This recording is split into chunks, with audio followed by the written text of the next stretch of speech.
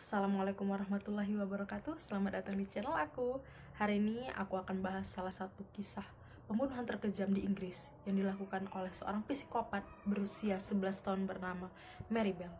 Sebelum mulai videonya, jangan lupa like, subscribe, dan share di sosial media kalian. Jangan lupa juga dinyalain notifikasinya agar kalian selalu dapat update terbaru dari aku. Stay watching. Sebelum kita memulai tentang kisah pembunuhan Mary Bell, kita membahas tentang backgroundnya Mary Bell. Siapakah sebenarnya Mary Bell ini? Mary Bell lahir pada tanggal 26 Maret 1957 di pinggiran Newcastle, Inggris. Ayahnya bernama Billy Bell dan ibunya bernama Betty. Nah, sebetulnya nggak bisa dipastikan juga ayah biologis dari si Mary Bell ini karena ibunya ini berprofesi sebagai seorang PSK. Nah, Mary Bell ini dari kecil dia itu sudah sering dititipkan oleh ayahnya. Mary Bell ini lahir dan hidup di keluarga yang sederhana, tidak kaya, tidak mewah, sederhana. Nah, tapi dia ini memang minim kasih sayang dari orang tuanya karena dia dari kecil ini udah dititipkan sama ayahnya, si Billy Bell ini tadi, sama orang di rumahnya atau kenalannya atau siapa. Dia dititipi aja gitu. Ya udah, dia ibunya kerja kayak gitu ya kan, bapaknya kerja kayak gitu pula, gimana mau dapat kasih sayang nih anak ya kan jadi kayak gitulah. Nah, si Mary tadi yang ini memang minim kasih sayang, dia hidup seperti itu. Jadi dia nih awal muasalnya bisa kayak gitu, jadi psikopat umur 11 tahun. Ini dia ceritanya. Ya, sabar kalian ya, sabar ya. Kejahatan Mary ini berasal dari ibunya. Dia sering melihat ibunya mencekik teman kencannya. Nah, dari sinilah awal muasal dia jadi psikopat. Nah, dia ini sering menawarkan bantuan kepada temannya, apakah temannya ini tadi mau dipijit. Nah, saat temannya ini tadi mau dipijitnya lah kan, kawannya ini di daerah pundaknya. Nah, saat dia mijit temannya ini tadi, dicekeknya lah kawannya. Nah, disinilah awal muasal dia melakukan kejahatan. Selain itu, dia juga sering nyiksa binatang gitu. Nggak ada salah binatang itu tiba-tiba udah dibunuhnya, dicekeknya, dipukulnya pakai batu, sampai lah tadi hewan tadi manit. Nah, selain itu juga si Mary ini memang anak bermasalah. Dia tuh sering dapet masalah di sekolahnya. Dia tuh sering ganggu temennya, nyiksa temennya karena tadi yang ditawarinya bantuannya tadi. Jadi kan orang itu tercekik tuh. Jadi mama orang itu ngadu lah kan ke sekolah ya kan, anaknya dicekek. Nah, disinilah kawan-kawannya jadi pada takut semua sama Mary Bell. Udah kayak gitu, dia nih sering berbohong. Pokoknya sering lah dia dapat masalah di sekolahnya. Kayaknya sering dipanggil guru BK. Rasaku guru BK-nya pun nih enak nengok muka dia kan. Nah, karena tadi semua teman-temannya takut nih, ya kan. Tapi nggak terlalu bermasalah karena si Mary ini memang pun anak yang pinter ya kan, Nah, karena ada temennya yang nengok Mary Bell nih kan pinter, jadi pengen lah dia berteman. Namanya si Norma Bell, anak berumur 13 tahun. Dia nengok si Mary Bell kayak kagum gitu ya kan, kayak nengok ini sosok yang role model dia gitu, cocok kayaknya ini untuk aku kawan gitu ya kan. Nah, berteman lah dia sama si Norma Bell ini. Mereka nih berteman baik lah si Mary sama si Norma Bell ini. Namanya samanya belakang Bell, tapi bukan saudara orang nih, bukan, pokoknya nggak saudara orang ini. Nah, dari situ orang itu berteman baik, berkawan baik lah nih si Norma sama si Mary tadi. Jadi kayak yang BBF yang solid kali kayak gitu ya kan. Pembunuhan pertama Mary Bell ini terjadi pada tanggal 25 Mei 1968. Kayaknya dia nih untuk celebration ulang tahun dia ngelakuin pembunuhan ya kan. Celebration pula. Astagfirullahaladzim. Namanya psikopat ya, kita nggak tahu. Istighfar dulu lah aku. Astagfirullahaladzim. Nah, dia membunuh seorang anak laki-laki bernama Martin Brown di sebuah rumah kosong. Nah, kejadian ini ditemukan polisi.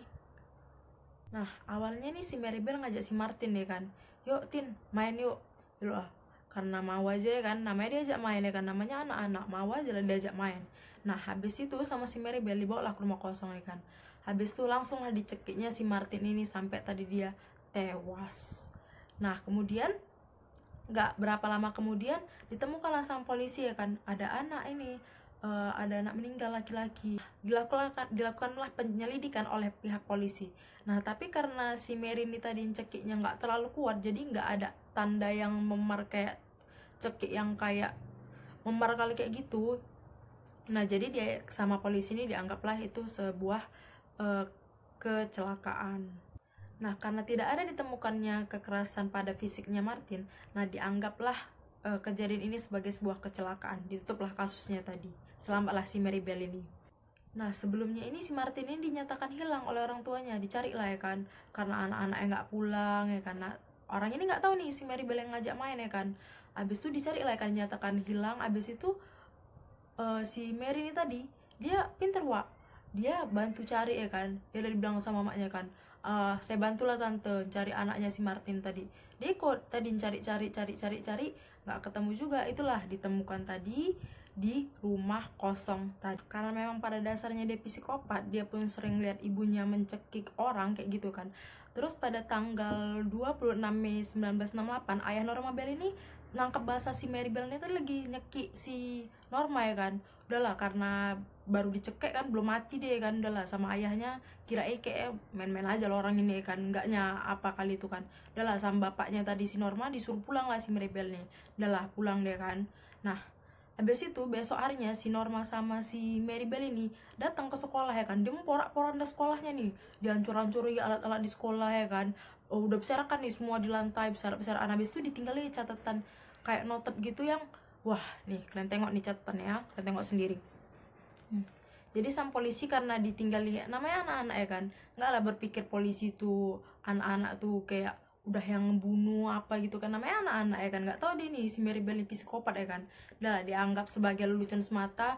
Udah lah, nggak diterusin, paling ditegur aja lah orang ini ya kan, karena ngerusak tadi enggaknya tadi dilanjuti pemeriksaan tentang catatan tadi. Pada tanggal 31 Juli dinyatakan seorang anak hilang berusia 3 tahun bernama Brian Howe, kayak gitulah tulisannya Howe, dinyatakan hilang.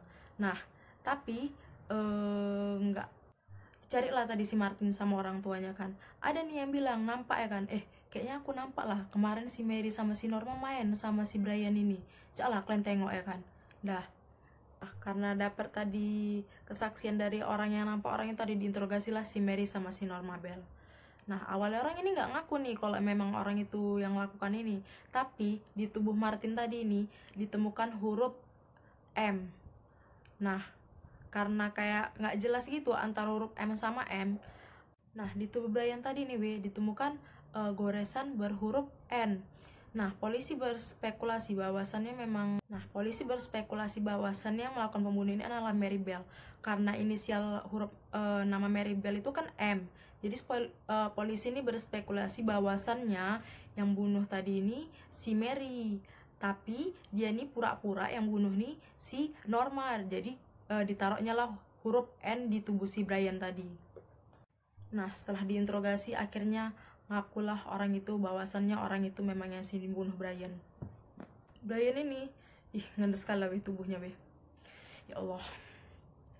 Di tubuhnya ini tadi weh udah disayat sama orang ini huruf inisial orang itu tadi.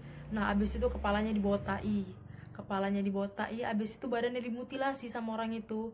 Nah, yang lebih parahnya lagi, mohon maaf, kelaminnya dipotong sama mereka.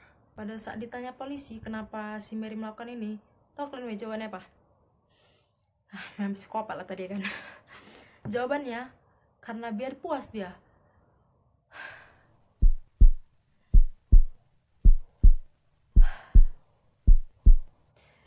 Dibilangnya untuk puas. Dibilangnya karena dia senang ngelakuin pembunuhan itu, makanya dia bunuh orang itu. Dari hasil sidang mereka dijatuhi hukuman 12 tahun penjara, si Norma sama si Mary tadi. Nah, karena hal ini mencuat di media sosial, terjadilah kebumingan viral, bam, kayak gitu kan. Yang buat terkenalnya kisah Mary Bell, si pembunuh psikopat berusia 11 tahun. Nah, di penjara nih dia nggak hanya dibiarin gitu aja, Wak, karena memang ditengok memang dia nih ada ciri-ciri psikopatnya. Dia nih direhab sama pihak polisi. Di rehab tadi nih dilihatlah ada kemajuan pada kehidupannya Mary Bell. Pada tahun 1980 dikeluarkannya lah Mary Bell dari penjara. Nah, setelah keluar dari penjara nih dia nggak langsung dapat kehidupan semula dia, karena kan orang taunya dia tuh penjahat, pembunuh. Mana adalah orang yang mau dekat-dekat dia, orang pun waspada lah kan, was-was umur 11 tahun aja dia udah bisa bunuh 2 orang balita ya kan, apalagi umur 23 tahun. Nah, si Mary Bell ini ngerasa setelah dia keluar ini kehidupan di masyarakatnya itu nggak sebanding dengan apa yang di penjara. Dia tuh ngerasa kehidupannya di penjara itu lebih baik daripada kehidupan dia di masyarakat.